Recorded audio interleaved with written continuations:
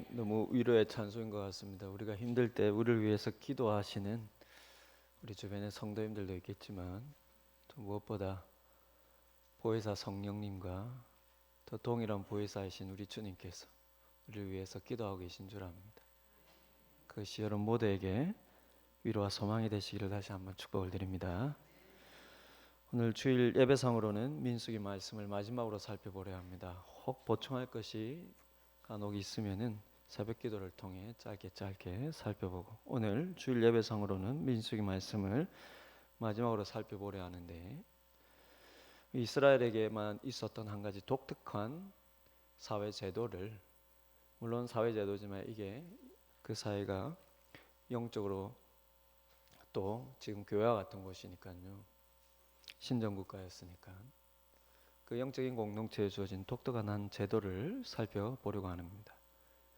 우리가 지난주 잠시 신명기 말씀을 통해 모세의 죽음까지 살펴보았는데요, 민수기 마지막 부분에 있는 오늘 본문의 상황은 모세가 죽기 전에 이스라엘 백성들에게 약속의 땅으로 들어갈 마지막 준비를 시키면서 그 땅에 들어가게 되면 해야 할 몇 가지 중요한 일들을 지시해 주는 것입니다. 먼저는 그들이 차지해야 할 영토를 동서남북으로 상세하게 지정을 해줍니다. 모세는 못 들어가니까요, 너희가 들어가면 너희가 차지할 땅의 경계는 이렇다. 그리고 그 땅을 12지파가 나누게 될 때에 그 지파별 책임자는 누구인지까지 미리 정해줍니다. 이게 민수기 34장까지의 내용이고요. 오늘 본문이 있는 35장으로 들어가면 다만 레위 지파의 거주지 문제를 다루는데, 왜냐하면 레위 지파는 땅의 분배에서 빠지기 때문입니다. 레위 지파는 일종의 제사장 지파여서 12지파 속에 흩어져 살면서 이스라엘의 신앙을 지도해야 하기 때문에 자기 지파 땅이 없어요. 요셉의 두 아들이 각각 한 지파씩, 므낫세와 에브라임 지파 이렇게 두 개가 되기 때문에 총 13개 지파라 했죠. 거기서 레위 지파는 빠져서 12지파가 땅을 나누고, 레위 지파는 일종의 종교적인 그런 의무를 가진 지파로 각각 지파에 흩어져서 살게 됩니다. 그래서 자기 지파 땅이 없어요. 그래서 모세는 이스라엘 백성이 가나안 땅에 들어가 지파별로 자기 땅을 소유하게 될 때 모든 지파가 레위인들에게 일정한 면적의 성읍을 주되 몇 개를 줘야 하는지 상세하게 명령합니다. 그 개수는 총 48개입니다. 한 지파당 4개씩 되겠죠. 12지파니까 48개입니다. 그러면서 오늘 본문으로 넘어가는데, 이스라엘 전역에 흩어진 그 48개 레위인 성읍 중에 6 성읍은 특별한 성읍으로 따로 떼어서 지정을 해야 한다는 것입니다. 그 6 성읍들은 이스라엘 전역에 골고루 퍼져 있어서 모든 이스라엘 백성들이 각각 자기가 있는 곳에서 너무 멀지 않도록 모두가 접근하기에 가장 신속하고 용이한 위치로 하나님께서 군데군데, 그것도 강을 중심으로 한쪽에 세게 한쪽에 다른 한쪽에 세게 이래서 군데군데 모든 지파의 사람들이 그 6개 중에 한 곳으로 신속히 달려갈 수 있는 용이한 위치로 정해주시는데, 이곳이 바로 이름하여 도피성입니다. 왜 신속하고 용이한 곳입니까? 도피, 급하게 도망가기에 모두가 알맞는 곳이어야 하기 때문입니다. 이 도피성이란 한마디로 부지 중에 일어난 살인에 대한 보호소입니다. 즉 의도치 않게 실수로 사람을 죽이게 된 경우 죽음을 당한 자의 가족이나 친족들로부터 살인의 보복을 당하지 않도록 제공된 피난처입니다.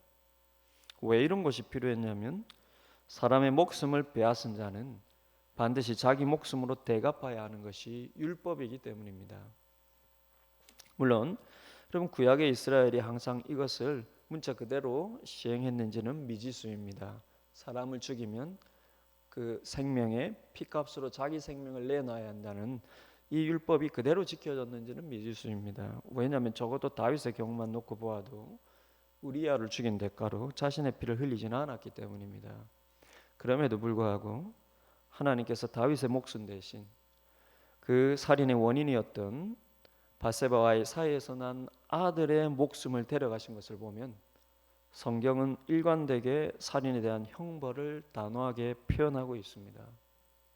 왜냐하면 그것은 단순히 사회적 정의 차원을 넘어서서요, 살인은 하나님에 대한 중요한 신학적인 의미가 있기 때문입니다.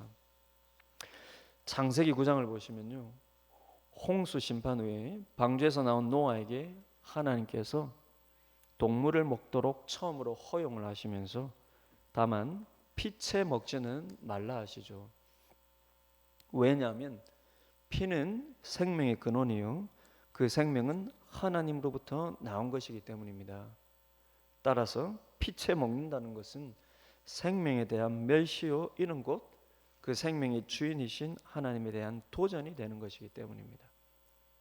그러면서 창세기 9장 6절에 가서는 사람의 피에 대해서는 그 이상의 의미를 부여하세요. 동물의 피도 동물 육식을 허용을 하되 피채로는 못 먹도록 생명에 대한 도전으로 여기시니까. 그런데 사람의 피에 대해서는 그 이상의 의미를 부여하시는데 창세기 9장 6절에 이렇게 말씀하십니다. 다른 사람의 피를 흘리면 그 사람의 피도 흘릴 것이, 이는 하나님이 자기 형상대로 사람을 지으셨습니다.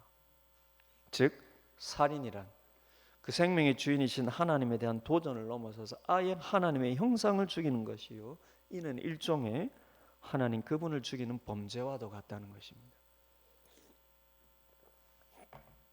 그래서 성경은 고의적이고 계획적인 살인에 대해서는 그 어떤 타협도 하지 않습니다.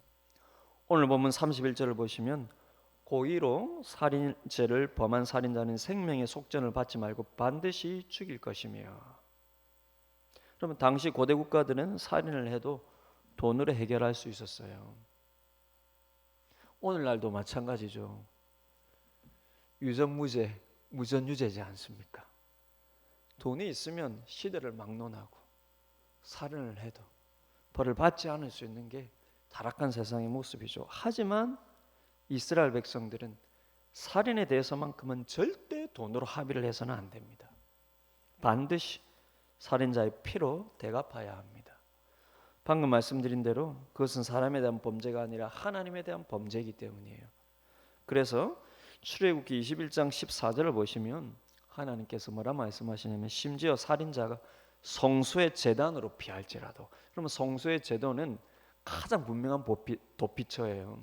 성소의 제단에 도망을 가서 그 제단의 뿔을 잡으면요, 함부로 그 사람을 대할 수 없었습니다. 그러나 살인에 대해서는 성소의 제단으로 피할지라도 끌어내서 죽이라고 명령을 하십니다.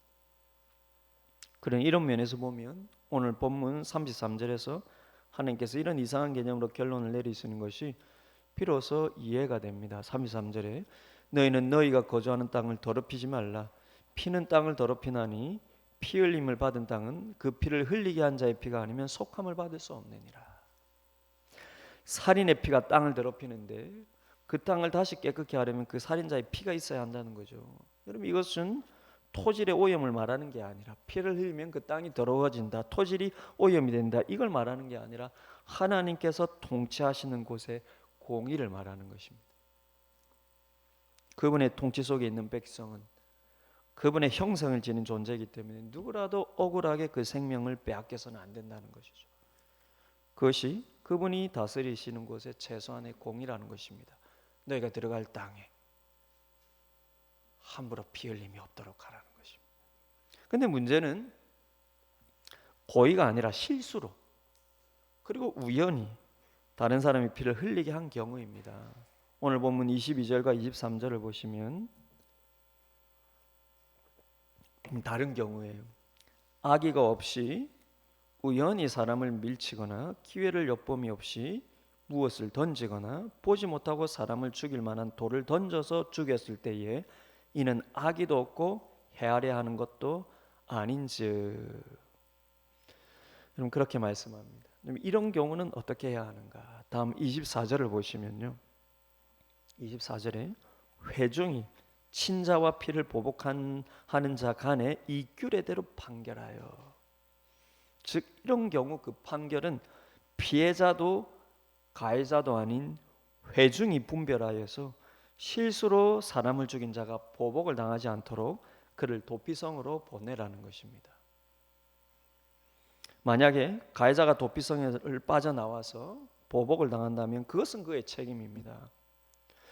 일단은 누군가 누군가 나로 인해서 죽었어요. 그 사람이 피해 보복을 일단은 당하지 않도록 도피성으로 일단 피할 수 있습니다. 그런데 그런 경우에 회중이 이 사람이 고의로 죽였는지 아니면 실수로 죽였는지를 판결하여서 고의로 죽였다면 그 도피성에서 끄집어내어서 처벌을 하라는 것이고, 실수로 죽인 것이라면 회중이 그를 도피성으로 보내어서 보복당하지 않게 하라는 것입니다. 그 도피성 안에서는 안전하다는 거예요. 그런 경우, 실수로 사람을 죽인 경우. 그런데 만일 그 가해자가 실수로 죽여서 도피성 안에서는 안전하지만 그가 도피성을 빠져나와서 보복을 당한다면 그것은 그의 책임이라는 거예요. 도피성 안에서는 안전하다는 것입니다. 그리고 당대의 대제사장이 죽기까지는 그곳에서 살아야 한다는 것입니다. 그 대제사장이 죽을 때에 비로소 그 도피성을 빠져나와 자기 고향으로 돌아갈 수 있다는 거예요. 여러분, 여기까지가 도피성에 관한 규정입니다. 이렇게 해서 전혀 악의가 없이 실수로 사람을 죽인 경우도 피해 보복을 당함으로 또다시 억울하게 하나님의 형상의 생명이 살해당하지 않도록, 비록 그 사람은 죽었지만, 나의 실수로 인해서 죽었지만 내 실수로 내가 고의로 한 것이 아닌데 내가 또 보복을 당하면 나의 생명도 이게 억울하게 하나님의 형상의 생명이 살해를 당하니까 그러지 않도록 도피성을 두라는 것입니다. 이것이 이제 약속의 땅으로 들어가는 이스라엘 백성들에게 하나님께서 그 땅이 계속해서 하나님의 다스림을 받는 거룩한 나라로 존속하기 위해서 지켜야 할 최소한의 공의로 명령을 하시는 것입니다. 그럼 이렇게 보면 이 도피성 제도는 사회적으로나 또 영적인 면에서 교회적으로나 우리에게 얼마나 큰 메시지를 던져주는지 모릅니다. 무엇보다 사람을 지으신 하나님께서 사람의 생명을 얼마나 소중히 여기시는지에 대한 그분의 사랑과 긍휼을 보여주는 것이죠. 그러니 또한 하나님의 자녀가 된 우리 역시 모든 사람의 생명을 소중히 여기고 존중할 뿐만 아니라 살인하지 말라는 계명에 대해 주님께서 그 해석의 지경을 넓히셨듯이 육신만으로가 아니라 마음으로도 사람의 인격을 살해하는 것까지, 그럼 우리는 서로 조심해야 하는 메시지를 받게 되는 것입니다. 그리고 역으로 반대로 우리 역시 실수로 누군가에게 상해를 입히고 상처를 주었을 때, 아니 더 나아가서 지금 우리에게는 설사 고의로 다른 사람에게 해를 입혔다 할지라도 그 죄와 허물을 회개함으로 다시 삶의 기회를 얻을 수 있는 더 나은 도피성이 있다는 것입니다. 이 도피성이 여러분 상징하며 예표로 보여주고 있는 그 진짜 도피성이 무엇입니까? 바로 우리 주 예수 그리스도시죠. 그 도피성에서 보호받는 자가 도피성을 다시 나와서 자기 고향으로 갈 수 있는 것은 대제사장의 죽음과 더불어지지 않습니까? 우리의 대제사장이신 예수 그리스도께서 우리를 위해서 죽으심으로 우리는 여러분 좁은 공간의 도피성뿐만 아니라 우리 마음에 그리고 우리 삶의 모든 주님으로 인하여서 안전한 피난처를 제공받게 되는 것입니다. 그러니 이 은혜로 인해서 여러분 어떤 상황에서든지 내가 억울한 일을 당하였든지 아니면 혹 나도 모르게 억울함을 누구에게 끼쳤든지 예수 그리스도의 은혜로 인해서 여러분 삶의 은혜와 평강과 감사를 잃지 않는 여러분들의 삶들이 다 되시기를 주님의 이름으로 축원을 드립니다. 여러분 도피성의 본래적인 의미를 이렇게 간단히 살펴보고 정리를 하면서요, 이제 지금부터는 제 개인적으로 조금 다른 측면에서 묵상을 해본 이 독특한 제도 안에 숨어있는 이해 당사자들의 다소 개인적인 면을 살펴볼까 합니다. 조금 다른 각도에서 이 도피성에 대해서 여러분 알고 계신 분들도 참 많을 텐데 이렇게 간단히 정리하면서 조금 다른 차원에서 한번 말씀을 살펴볼까 합니다. 잘 들어보시기를 바라요. 그러면 만약에 이 도피성을요 사회 제도적인 측면이 아니라 한 개인의 측면에서 들여다본다면 상당히 복잡한 양상으로 변해버립니다. 이 사회적인 제도로 보면 오늘날에도 그럼 이런 제도의 흔적들이 이렇게 있지 않습니까? 그리고 형사상으로는 뭐 처벌을 받을지라도 그의 이렇게 실수로 사람을 해한 사람이 어느 이상 일정하게 거기에 대한 보복을 당하지 않도록 보호하는 이런 의미의 법적인 제도가 오늘날에도 아마 이 성경에서 말씀한 이것에 대한 여러 적용으로 이렇게 있을 수 있겠죠.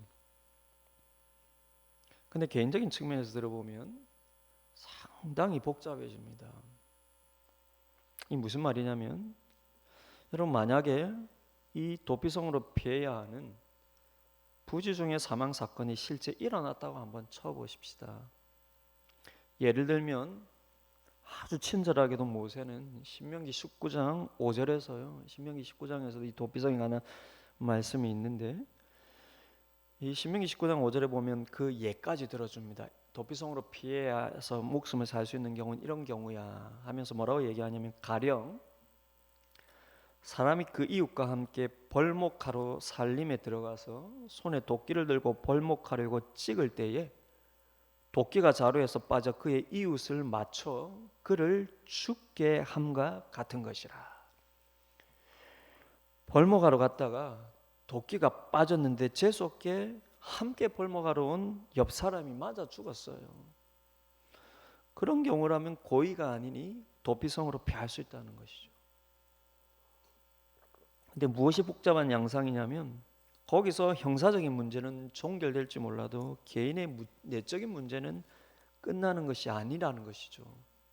그러면 생각해 보면 이 한 사건으로 인해 최소한 두 부류의 개인에게는 엄청난 삶의 변화가 한순간에 찾아오게 됩니다. 두 부류가요. 첫째는 억울하게 도끼에 맞아 죽음을 당한 그 사람은 물론이거니와 그 가족이 겪어야 하는 엄청난 변화가 한순간에 찾아오고, 두 번째로는 참 운이 나쁘게도 하루아침에 억울하게 살인자가 되어버려서 삶이 변해버린 그 가해자와 그 가족도 겪어야 하는 엄청난 삶의 변화입니다. 우연이지만 그 우연의 한 순간으로 인해서 두 부류의 당사자와 그 가족들은 엄청나게 큰 삶의 변화를 한순간에 맞게 됩니다. 그럼 제가 지금 억울하다는 표현을 이 피해자와 가해자 모두에게 쓴 이유와 의미가 있습니다. 그것은 단지 세상 사람들이 생각하듯 재수가 없어서 억울하다는 정도의 의미가 아니라 굉장히 중요한 신학적인 이유와 의미 때문입니다. 이제부터 잘 들어보세요, 여러분. 왜냐하면 모세가 지금 이 도피성의 예를요, 어디에서 그리고 누구에게 일어날 일로 묘사를 하냐면은, 이제 곧 들어가게 될 약속의 땅에서 이런 일이 일어날 수 있다는 전제 속에서, 그 약속의 땅에서, 그리고 하나님을 믿는 언약 백성들에게 일어날 일로 묘사를 하고 있다는 것입니다. 그러니 여기서 이 사건 발생의 이유를 단순히 운이 없다라는 말로는 설명할 수 없는 아주 중요한 신학적인 문제가 발생하는 거예요. 그럼 이 약속의 땅에서 일어날 부지 중의 사망의 원인이, 만약 이스라엘 백성들이 범죄하게 되어서 하나님께서 그 땅과 그 백성을 징벌하신 그런 시대라면, 혹은 아예 하나님께서 그들을 떠나신 경우라면 그나마 이해가 갑니다. 하나님께서 그 땅을 징벌하실 때 그 개개인들에게 일어날 여러 가지 그러면 슬픔을 만날 일들이 발생할 수 있으니까요. 하지만 지금 이 경우는 그런 경우가 아니에요. 이 우연의 사망 사고는 이제 곧 들어갈 약속의 땅, 즉 하나님께서 다스리시는 그 땅에서 하나님을 신실하게 믿고 사는 그분의 백성들에게, 그것도 지극히 평범한 일상 속에서 일어날 수 있는 일로 지금 묘사되고 있는 것이 아니라는 것입니다. 지금 하나님께서 너희가 그 땅에 들어갈 건데 너희가 하나님 앞에 불순종했고 계속 불순종하고 경고를 해도 계속 불순종함이 이렇게 너희들이 심판받을 거야. 그럴 때 너희 개인들에게 이런 우연의 모습처럼 보이는 일들이 일어날 거야. 이래 얘기하는 게 아니라, 이제 너희가 약속의 땅에 들어가서 하나님이 다스리는 그곳에서 살 거게 될 것인데, 하나님이 통치하시는 그곳에서 이런 우연의 사고도 일어날 수 있다는 것입니다. 그럼 이것은 생각해 보면 지금 현재 이 땅을 사는 우리 신자들에게도 일어날 수 있는, 아니 실제 일어나고 있는 여러 가슴 아픈 사고들이나 현실에 대한 하나의 신학적인 힌트를 제공해 줍니다. 즉 이 땅에서는요, 신실한 신자에게라도 너무나 우연처럼 찾아오는 사고를 만날 수도 있다라는 것입니다. 그럼 그게 신체적으로는 병원 신세를 좀 지는 경미한 경우일 수도 있지만 가장 심한 경우에는 생명을 잃는 사고를 신자들도 만날 수 있고요. 그 사람이 하나님 앞에 죄를 지어서가 아니라 신실하게 살아감으로에도 불구하고 아주 우연히 만난 듯한 사고에 생명을 잃을 수도 있고요. 가정적으로는 사랑하는 가족을 잃는 사고일 수도 있습니다. 혹은 경제적으로 재산을 잃고 파산하는 사고일 수도 있습니다. 그런 사고들이 비록 경건한 신앙을 가지고 나름 헌신의 삶을 사는 신자에게라도 이 땅에서는 간혹 일어날 수 있다라는 것입니다. 그럼 이 지금 도피성의 상황 자체가 이것을 말해주고 있다라는 거예요. 영원한 주님의 나라에는 그런 것들이 없습니다. 우연처럼 사고도 아무것도 없습니다. 이 땅에서는 주님을 믿고 구원받은 백성이 신실하게 살아갈지라도 이 땅 자체는 구원이 완성된 땅이 아니기 때문에 우연처럼 보이는 불행한 사고가 신자들에게도 일어날 수 있다는 거예요. 그럼 그런 예를 들자면 우리가 잘 꺼내놓지 않아서일 뿐이죠. 얼마나 많은지 모릅니다. 여러분 기억나십니까? 아주 오래전에 있었던 대구 지하철 화재 사고로 수많은 사람들이 목숨을 잃은 일을 기억하실 텐데요. 그때 저도 그때 아직 기억에 나는 게 그런 사고가 일어나면 여러 사람들의 인터뷰와 사연이 소개되지 않습니까? 아직 기억에 나는 게 바로 그 사고 난 열차 바로 앞차를 타서 그 사고를 피하여서 하나님께 감사하는 성도의 여러분 그 이야기를 들은 적이 있습니다. 아멘이죠. 그런데요, 그 사고 차량 안에 갇혀 검은 거름 속에서 많은 사람들이 글씨 자국과 손 자국이 있는데 그 거름 속의 글씨 자국에는 그 사고를 만남에도 불구하고 하나님에 대한 신앙 고백을 쓰고 목숨을 잃은 신자들이 있었습니다. 그럼 그 거름 속에서 하나님에 대한 신앙 고백을 썼다는 것, 그가 얼마나 신실한 신자라고. 그러면 우연처럼 일어난 이 사고 앞에 누군가 어떤 신자는 하나님의 은혜로 살기도 하고 누군가 어떤 신자는 신실한 삶을 살았음에도 불구하고 그 사고를 만난 사람도 있습니다. 그 사람뿐만 아니라 그 사고를 만난 가족이 그 신자의 가족은 얼마나 혼돈스럽겠습니까? 이런 예들이 많이 있습니다. 또 다른 예를 들자면 가깝게는 저희 교단 목사님 중에서도 어이없는 사고로 돌아가신 분이 계시고요. 젊으신 나이에 갑자기 병으로 돌아가신 분도 계십니다. 목사라도요 죽음의 사고를 만나는 수 있는 것입니다. 오래전에 어느 교회 젊은 사역자는 좀 저는 가까운 경우만 지금 듭니다. 지금 이것도 저희 교단 경우예요. 우리 교단은 왜 그래 사고가 많습니까? 우리 교단 아니래도 이런 여러분 사고의 예들은 많습니다. 가까이는 제가 경험한 것만. 그럼 저희 교단 젊은 사역자는요 송구 영신 예배를 마치고 새벽에 자기가 맡은 청년들을 데리고 바닷가에 새 보러 간다고 교회차를 몰다가 졸음운전으로 사고가 나서 많은 자녀들이 사망을 한 사고도 있었습니다. 한번 10년 전쯤에 저희 성인이 하나가 태어나고 나서 얼마 있지 않아서요 그냥 TV 뉴스를 보는데 너무나 놀란 경우 지금도 기억에 날 수밖에 없는데 TV 뉴스를 보는데 그 당시에 전국적으로 임산부들에게 급성 폐혈증이 유행하여서요. 급성 폐혈증이 갑자기 임산부들에게 유행을 했는데 한 임산부가 갑작스러운 호흡곤란으로 사망을 했다는 것입니다. 그런데 그 뉴스에 제가 눈이 동그래졌던 것은 그럼 그 사망한 임산부가 뵌 아이가 쌍둥이였다라는 거예요. 저희 성인이 하나 태어난 지 얼마 안 되었으니까 너무 충격이었죠. 그 하나도. 그런데 며칠 후에 더 충격을 받은 것이 있습니다. 그럼 그게 부산에서 일어난 일이라고 해서 제가 설마 하고 전화를 해봤는데 왜냐하면 제가 섬기던 교회에 너무나 신실한 한 자매가 쌍둥이를 임신하고 있었거든요. 제가 설마 해서 전화를 했는데 알고 보니까 그분인 거예요. 저희가 성인이 연하 쓰고 있던 쌍둥이 유모차 물려주면 되겠다.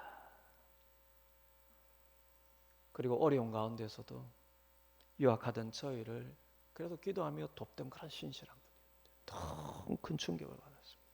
너무 신실한 교회 집사님이셨어요. 여러분 주변에도 이런 예들이 여러분 있지 않습니까? 아니 여러분 자신에게도 크고 작게 이런 일들이 일어나지 않습니까? 성경은 말합니다.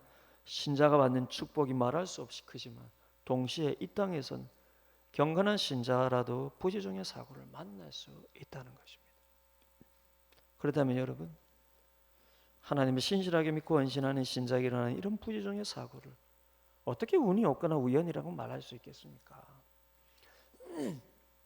오늘 본문의 경우로 돌아가면은요, 하나님께서 함께 하시며 다스리겠다고 말씀하신 약속의 땅에서 그 하나님의 통치를 신실하게 믿고 살 하나님의 백성들에게 이런 일들이 일어날 수 있다고 말씀하시는데 이게 어떻게 운이 없다거나 재수가 없다거나 우연이라거나 어떻게 이렇게 말할 수가 있습니까? 하나님이 통치하시는, 하나님이 다스리시는, 하나님이 약속하신 땅에서 그분이 다스리시는 그분의 백성에게 일어난 일인데 이게 어떻게 우연이라고 말할 수 있습니까? 오늘 보면 22절을 다시 보시면요, 악의가 없이 우연히 사람을 밀치거나 이렇게 표현되어 있어서요, 이것이 마치 우연인 것처럼 들리지만 여기서 말하는 우연은 이 불신자들이 흔히 운의 측면에서 말하는 그런 우연을 뜻하는 것이 전혀 아닙니다. 그런 뜻이 아니에요. 다만 고의적이지 않다라는 의미로 우리말로 우연이라고 번역한 것뿐이에요. 고의적이지 않다라는 뜻이에요. 그래서 여러분 우연이라는 말보다는 차라리 부지중에라는 말이 덜 오해의 소지가 있습니다. 분명한 것은 성경은 세상적인 의미에서 우연을 결코 말하고 있지 않다는 것입니다. 더군다나 하나님은 우리의 머리털까지 다 세시며 눈동자같이 돌보신다고 말씀하시는데 어떻게 전능하신 하나님으로부터 그와 같은 세밀한 돌보심을 받고 있는 그분의 백성들에게 그분도 모르게 일어난 우연이 있을 수 있겠습니까? 그렇다면 여러분, 어떤 복잡한 질문이 생깁니까? 제가 아주 복잡한 양상이라고 말씀드리지 않았습니까? 그러면 어떤 복잡한 질문이 생깁니까? 아니 그러면요, 하나님의 입장에선 약속의 땅에서 이 신실한 신자들에게 일어난 부지중의 죽음이 우연이 아니라고 한다면 하나님께서 다 아시고도 이런 일이 일어난다는 말씀입니까? 그런데 그 답이 예, 일어날 수도 있습니다. 모세는 그렇게 답하고 있다라는 거예요. 그래서 좀 전에 제가 피해자도 가해자도 모두가 억울하다는 거예요. 왜냐하면 그들이 불신자가 아니라, 심지어 신자이면서도 불신자처럼 사는 사람도 아니라 약속의 땅에서 신실하게 신앙생활하는 가운데 하나님의 인도와 보호하심을 굳게 믿고 사는 성도들일 수 있기 때문입니다. 그래서 이게 복잡한 딜레마예요. 차라리 우연이라고 말하는 것이 내가 하나님을 계속해서 믿고 사는데 더 도움이 될 것 같습니다. 내가 만난 사건이 우연일까요? 아니 혹시 나도 모르지만 내가 뭔가 잘못한 게 있을까요? 차라리 이렇게 생각하는 게 더 도움이 될 것 같아요. 그런데 그렇게 또 생각하니 어떻게 열심히 신앙생활하는 나에게 이런 우연의 사고가 일어나서 내 삶이 이렇게 변해버릴 수 있는지. 만약 이게 우연이라면 하나님의 책임은 아니라 하겠지만 하나님은 내 삶이 이렇게 고통스럽게 변해버린 순간에 뭘 하고 계셨는지 이게 이해가 안 되는 것이고요.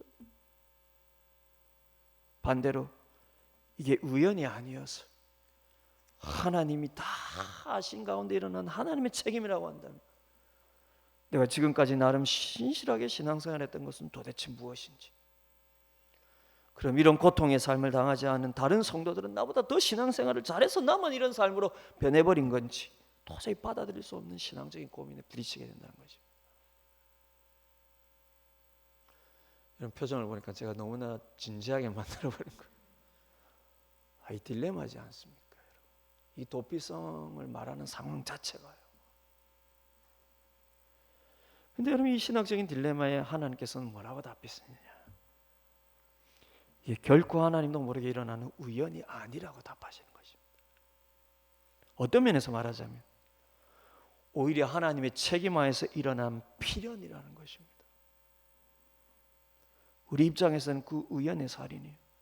그래서 한 성도는 억울한 죽음을, 다른 한 성도는 억울한 감금의 삶을 살게 된, 도피성이 여러분 크면 얼마나 큽니까? 대제사장이 죽을 때, 대제사장은 여러분 정령직도 아니에요. 그가 나이 들어서 죽을 때까지 여러분 대제사장직은 유지가 되는 것입니다. 그래서 말하자면 항종직이에요. 죽을 때까지요. 언제 대제사장이 죽을지 모르는데 그 감금의 삶을 그 좁은 성읍에서 어떻게 살 수 있습니까? 답답한 삶이지 않겠습니까?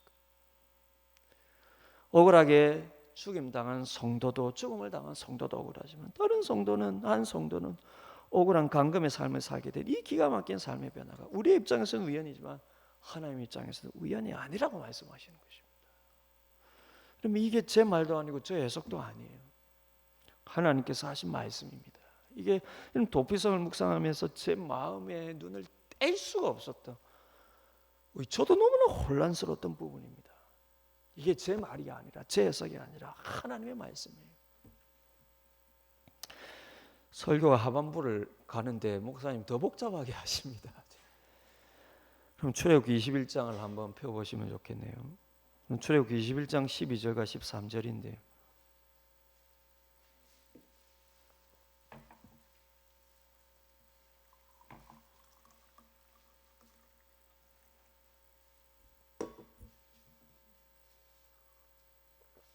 출애굽기 21장 12절과 13절을 보십시오. 모세는 여기서 아주 짧게 고의적인 살인과 부지중의 살인을 구분하여서 어떻게 처리를 해야 하는지 명령을 하시는데, 중요한 것은 어떤 애매한 말을 남깁니다. 그럼 잘 들어보십시오. 출애굽기 21장 12, 13절입니다. 사람을 쳐 죽인 자는 반드시 죽일 것이나 만일 사람이 고의적으로 한 것이 아니라 나 하나님이 사람을 그의 손에 넘긴 것이며 내가 그를 위하여 한 곳을 정하리니 그 사람이 그리로 도망할 것이며. 그럼 13절을 자세히 보십시오. 도피성으로 도망갈 부지중의 살인에 대해서 하나님께서 뭐라고 표현하십니까? 만일 사람이 고의적으로 한 것이 아니라 나 하나님이 사람을, 그의 부지중에 살인하게 된 사람이죠, 그의 손에 나 하나님이 넘긴 것이며. 하나님께서 그 목숨을 그의 손에 넘긴 거라고 표현하십니다. 방금 예로 들자면 볼모가는 사람이 도끼를 들고 나무를 내리치는데 우연히 도끼가 빠져서 옆 사람 머리에 맞춰버렸어요. 근데 출애굽기 21장 13절에서 뭐라고 말씀하는 것입니까? 하나님께서 그 순간에 도끼의 날이 자루에서 빠지도록 하셔서 옆 사람의 머리를 맞도록 하나님께서 하셨다라는 것입니다. 그러니 이게 사람의 입장에서는 우연이지만 하나님의 입장에서는 그분의 계획 속에서, 그것도 그분의 어떤 의지가 반영되어 이루어진 일이라는 것입니다. 그러면 제가 혼란스러워서 가진 모든 주석들을 다 찾아봤어요. 제가 가진 주석들을 다 찾아보았습니다. 근데 이 구절에 대해서 시원하게 설명하는 책들이 없어요. 어떻게 이걸 시원하게 설명할 수 있겠습니까?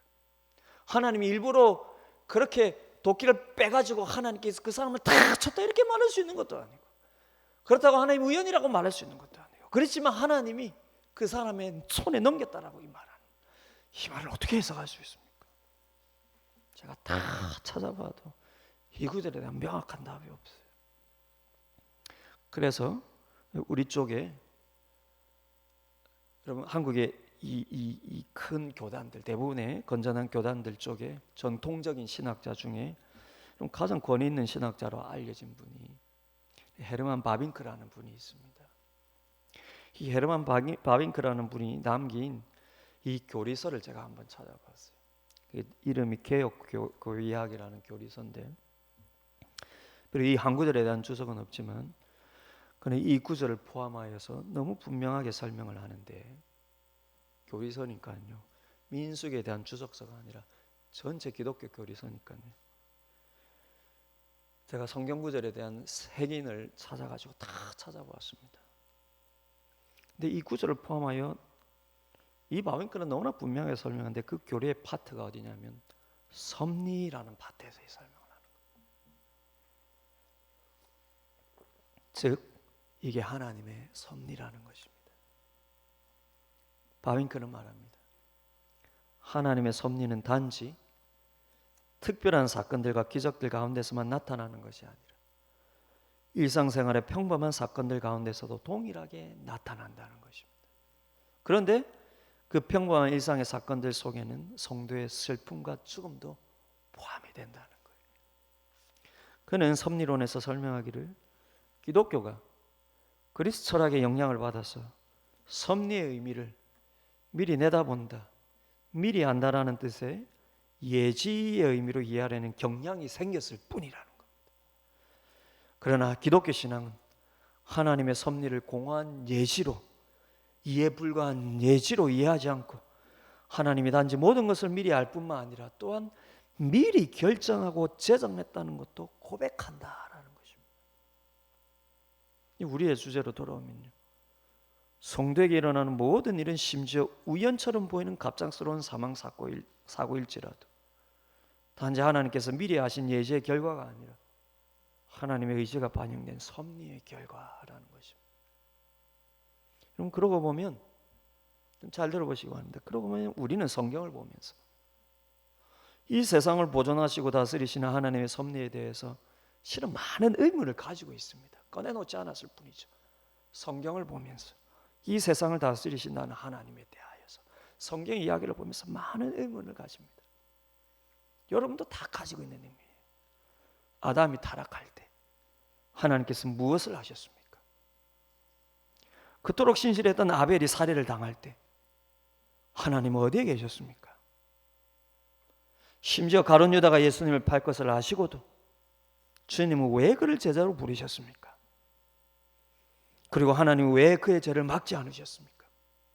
그럼 이런 질문에 대한 신학적인 답은 하나님께서 그것을 허용하셨을 뿐이지 그렇게 조작하거나 일부러 만드신 것은 아니라는 것입니다. 그러나 바빙크는 더 나아가서 인간의 이성에 눈치 보지 않고요, 그리스 철학의 영향을 받은 여러분 그 당시에 인간 이성에 눈치 보지 않고 그냥 속 시원하게 성경대로 설명한다는 거예요. 하나님의 허용은 알면서도 뒷짐지고 있는 예지 차원의 소극적인 것이 아니라 하나님의 의지가 반영된 하나님의 뜻의 결과라는 것입니다. 그래서 바빙크는 더 설명하기를 심지어 아담과 하와의 원죄도 하나님의 통치의 권세와 주권하에 있었기 때문에, 조금 어려운 말일 수 있는데요, 비록 형식적 그리고 형식상 그리고 주관적이 아닐지라도 실질적으로 하나님에게서 비롯된 것으로 돌려지기도 한다는 것입니다. 이게 제 말이 아니라 바빙크 말이에요. 아담의 원죄도 하나님의 통치와 주권하에 있기 때문에 실제적으로 그가 범죄한 것도 하나님에게서 비롯된 것으로 돌려질 수 있다는 것입니다. 무슨 말이냐면요, 이 땅에서 일어나는 모든 일들이 인간의 결정과 혹은 우연에 의해서 일어나는 것 같아도 그 뒷면에는 하나님의 주권과 계획 속에서 그분의 결정으로 이루어진다는 것입니다. 사람이 자기 의지와 자기 욕심으로 결정하는 것 같고 그 뒤에는 사람도 어쩔 수 없는 우연이 겹친 것 같아도 우리가 보지 못하는 곳에서 하나님의 결정이 반영되지 않은 것이 없다는 것입니다. 즉 하나님의 통치에는 그분의 적극적인 개입도 있지만 비록 소극적인 허용이라 할지라도 그것 또한 하나님께서 그렇게 되도록 하시는 그분의 결정과 그 결정에 따른 하나님의 의지 속에서 이루어진다는 것입니다. 그냥 하나님도 그냥 그렇게 되는 걸 가만히 지켜보도록 그렇게 내버려 두시는 것이 아니라 그렇게 되도록 허용하신 것 역시 하나님이 그렇게 하도록 그분의 의지의 결과라는 것입니다. 여러분 그 생각해 보면 하나님께서 그것을 충분히 막으시고 그것을 충분히 돌이킬 수 있는 능력을 그분이 다 가지심에도 불구하고 하나님께서 그것을 그렇게 내버려 두는 건 역시 그분의 뜻과 의지가 반영된 그분의 결정이라는 것입니다. 그래서 우리의 입장에서는 하나님께서 기적을 베푸실 때는 적극적인 것 같고 고통을 허용하실 때는 그냥 무기력하게 가만히 계시는 것 같이 느껴져도 하나님의 입장에서 보면 그건 역시 그분의 능동적인 결정 속에서 일어난 그분의 역사라는 것입니다. 즉 하나님은 단 한 번도 그분이 만드시고 통치하시는 자신의 세계를 무능력하게 지켜보시는 분이 결코 아니시라는 것입니다.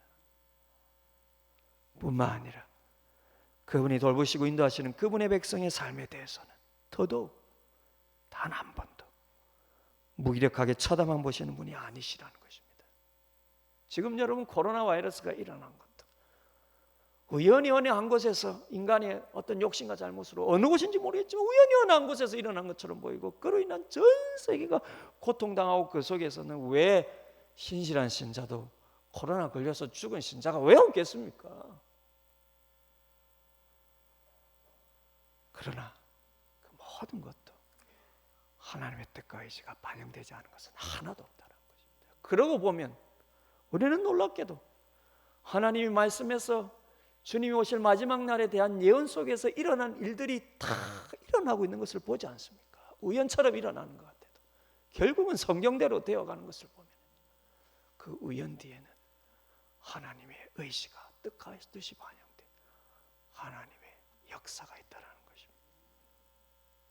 그래서 여러분 이 땅에서 일어나는 모든 일들뿐만 아니라 더더욱 그분이 믿고 사랑하는 신실한 성도들의 일어나는 모든 일들은 우리가 보기에는 때때로 수수께끼와도 같고 때로는 모순처럼 보일지라도요, 그 모든 것이 그분의 주권 속에서 그분의 결정으로 일어난다는 것입니다. 그래서 엄밀하게 말하자면 왜 열심히 신앙생활하는 내게는 그런 일이 일어났는지 답은 하나라는 거예요. 그냥 하나님의 뜻과 결정이라는 것입니다. 성경은 그렇게 분명하게 말합니다. 그것이 하나님의 뜻이라고. 근데 여러분 이렇게 말하면요, 그런데도 경험상으로 우리가 느끼는 것은 슬픔을 당한 신자가 왜 하나님께서 내게만 그런 뜻을 가지셨는지, 왜 하나님은 내게만 그 일이 일어나도록 허용하셨는지 그 슬픔을 당한 신자가 묻는다면 이게 객관적인 답이 없다라는 것입니다.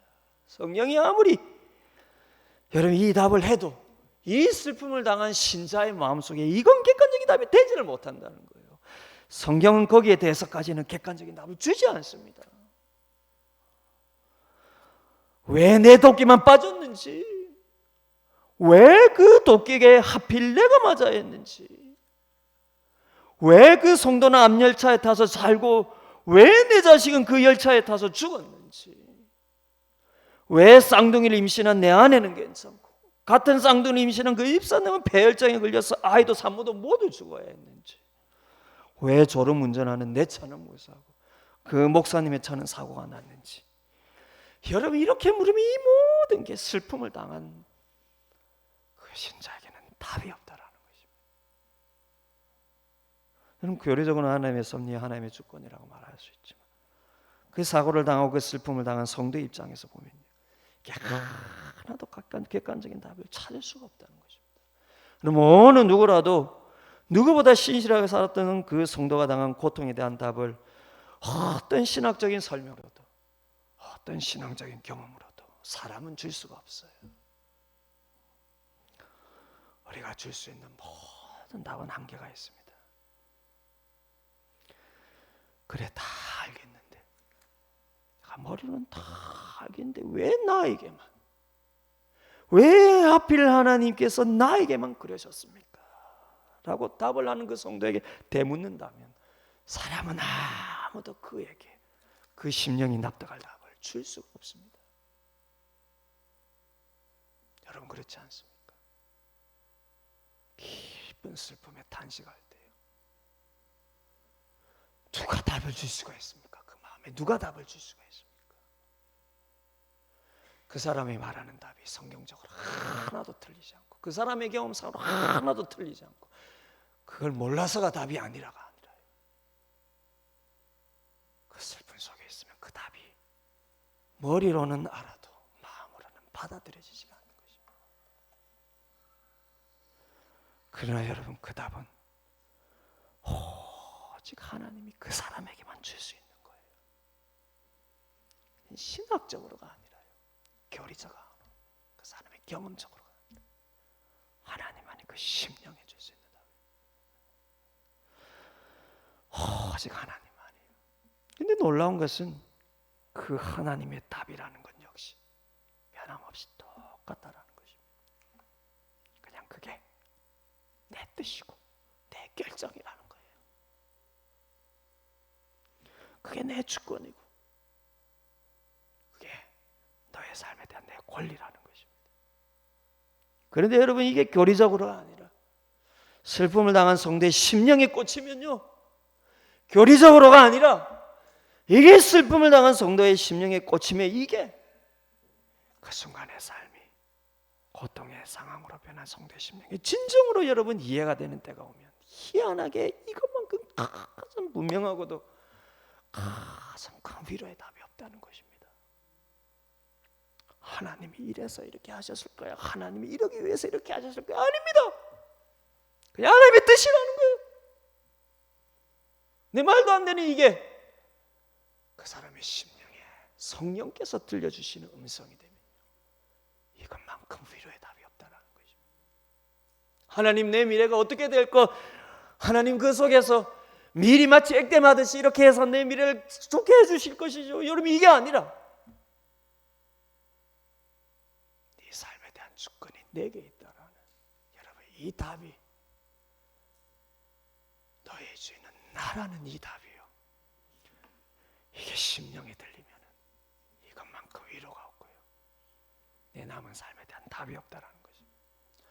여러분, 욥이 재산도 잃고 자녀도 잃고 모든 것을 잃고 아내도 떠나가고 몸에 질병도 찾아왔을 때 처음에는 하나님에 대한 찬양을 버리지는 않았지만 그 고통의 현실이 오랫동안 지속되자 자기가 태어난 나를 저주하고요, 침묵하시는 하나님을 원망하며 왜 자신에게 이렇게까지 큰 고통을 주시는지 결국은 따지지 않습니까? 그럼 그 답은 사람이 줄 수 있는 게 아닙니다. 욥이 신앙의 지식이 부족합니까? 그러면 신앙의 순결이 부족합니까? 이건 여러분 자기를 포함하여서 어느 누구도 줄 수 있는 게 아닙니다. 친구들이 아무리 위로하고요, 더 나아가 그 친구들이 자신들의 경험에서 욥의 믿음을 얼마나 꾸짖으며 영적으로 여러분 교훈하는 자리까지 갔습니까? 그러나 아무것도 욥에게는 답이 되지 못했죠. 왜입니까? 욥이 그것을 몰랐기 때문이 아니에요. 이유를 알 수 없는 고통에 대한 답은요, 이건 사람이 줄 수 있는 게 아니기 때문입니다. 그것은 오직 하나님이 줄 수 있는 거예요.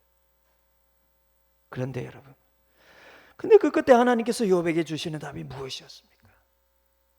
욥이 여러분 그 끝에 하나님부터 답을 들었던 여러분 그 하나님의 음성이 무엇입니까? 간단합니다. 내가 침묵하여서 네가 일을 당한 게 아니라는 것입니다. 이 모든 일들이 우연히 일어난 일이 아니라 나의 주권과 계획 속에서 일어난 나의 뜻이라는 겁니다. 근데 여러분, 근데 욥이 거기서 영안이 열려버린 거예요. 여기서 영안이 열려버린 거예요. 마음의 지식이 아닌 마음으로 그 답을 받아버린 것입니다. 그래서 여러분 욥의 반응이 어떻습니까? 내 뜻이야, 내 주권이야. 그러니까요, 욥이 어떻게 반응했습니까? 그러면 하나님 책임이네요. 그러면 하나님이 나를 저주하신 것이네요. 이렇게 따지는 것이 아니라 거기서 진심으로 마음의 무릎을 꿇고 그분의 얼굴을 대면하며 그분을 찬양하는 자리로 갑니다.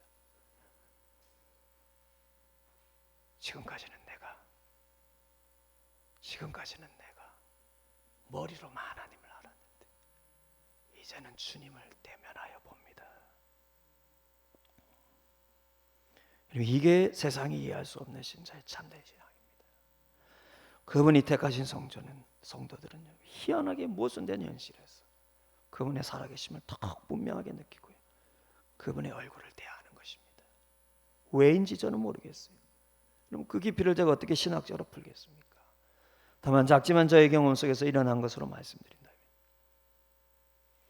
내 삶의 중요한 한 부분을 잃고, 그래서 이 세상에서의 소망을 하나 잃고 내가 꿈꾸던 것에서 한 소망을 하나 잃을 때 누구라도 그 마음 안에는 근본적인 질문이 일어나게 됩니다. 어떤 질문입니까? 그러면 나는 이제 이 땅에서 살면서 무엇을 바라보고 나는 무엇을 소망하며 살아야 하나? 우리가 중요하게 여긴 하나를 잃으면요, 우리도 모르게 마음에 이 질문이 생기는 거예요. 나는 이제 무엇을 바라보고 살아야 하나? 근데 여러분, 그 망연자실한 생각 속에서, 그 마음 속에서 하나님의 주권과 섭리를 신학적으로 아니라 내 삶에서 일어난 일로 깨닫고 인정하게 되면 이때 그분 외에는 바라볼 것이 없다라는 것이 진정으로 깨달아지게 됩니다.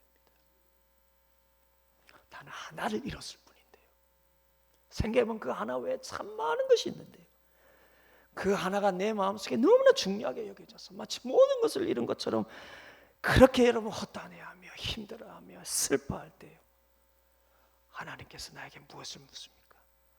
네가 무엇에 소망을 두고 너는 앞으로 무엇에 소망을 둬야 할지 물을 때, 거기서 하나님의 그 음성을 듣게 되면요, 하나님 외에는 내가 소망 둘 것이 이 땅에 없다라는 것을 진심으로 깨닫게 된다는 것입니다. 여러분, 내게 소중한 것이 사라지면 무엇이 진정으로 소중한 것인지에 대해서 내 마음에 근본적으로 되묻는 것입니다. 하나님 그분의 주권 속에서 자신의 성도들에게 이 질문을 마음의 귀로 들을 수 있는 지점으로 크고작게 끌어내리시는 분이시에요. 끌어내리시는 분이십니다. 그러면 어떻게, 얼마만큼, 누구에게 어떤 일이 일어나는 것으로 인해서 끌어내리신지 저는 모르겠습니다. 어떤 사람에게는 너무나 큰 것을 잊게 할 수도 있고요, 어떤 사람에게는 상대적으로 작은 것일 수도 있습니다. 하지만 이 땅에 살 동안에는 신실한 성도에게라도 크고 작든 그 사람의 여기는 소중하게 여기는 하나를 여러분 잃게 하실 수도 있는 분이 하나님의 주권입니다.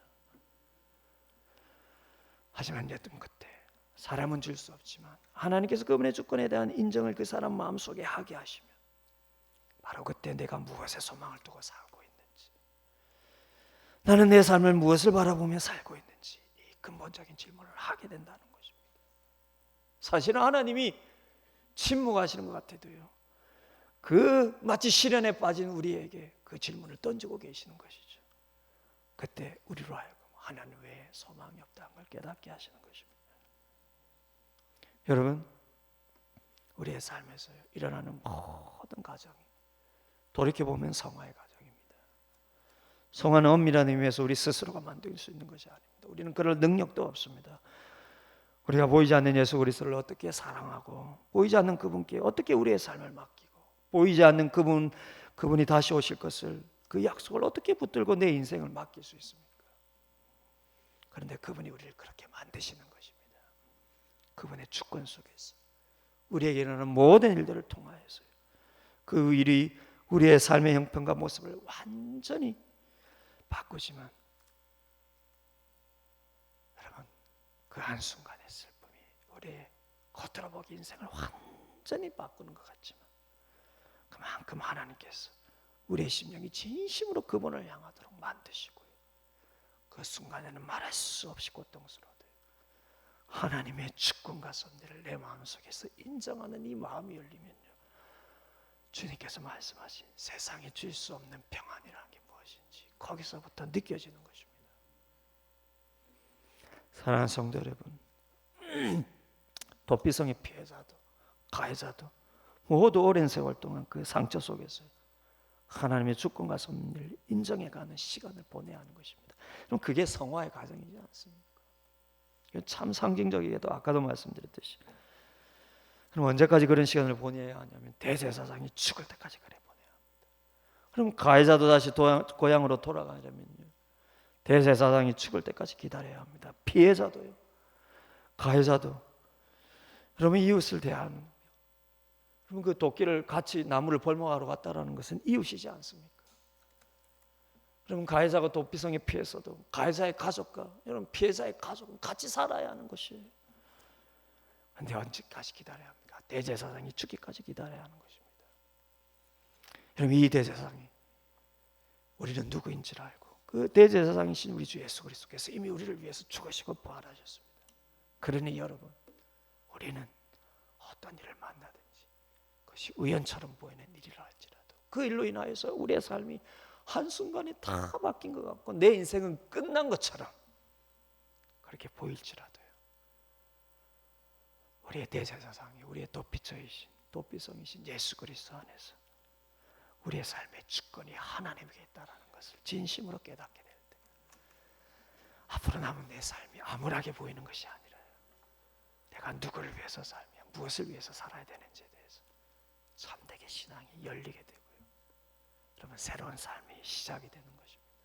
사랑하는 여러분, 좀 무거운 얘기였지만, 그러면 이만큼 큰 사고를 우리가 당하지 않았다 할지라도 여러분들이 만난 크고 작은 일 속에서 하나님이 내게 왜 이러시는가라는 질문이 생길 때, 여러분 그 속에서 이게 우연이 아니라 하나님께서 내게 무엇을 말씀하고 싶어서 이를 만나게 하셨는지, 그리고 그 속에 내가 이렇게 낙심하는 것 속에 나는 지금까지 무엇에 소망을 두고 살고 있었는지, 그럼 하나님의 질문을 들으시고 그 속에 그럼 하나님의 주권이라는 하나님의 여러분 대답을 들으시고 그 속에서 지금까지와는 다른 성령께서 주시는 주님의 평안이, 그리고 주님이 우리의 삶의 주인이시라는 그 은혜가 여러분 속에 더욱 느껴지시기를 주님의 이름으로 축복을 드립니다. 우리 오늘 말씀을 생각하면서 한번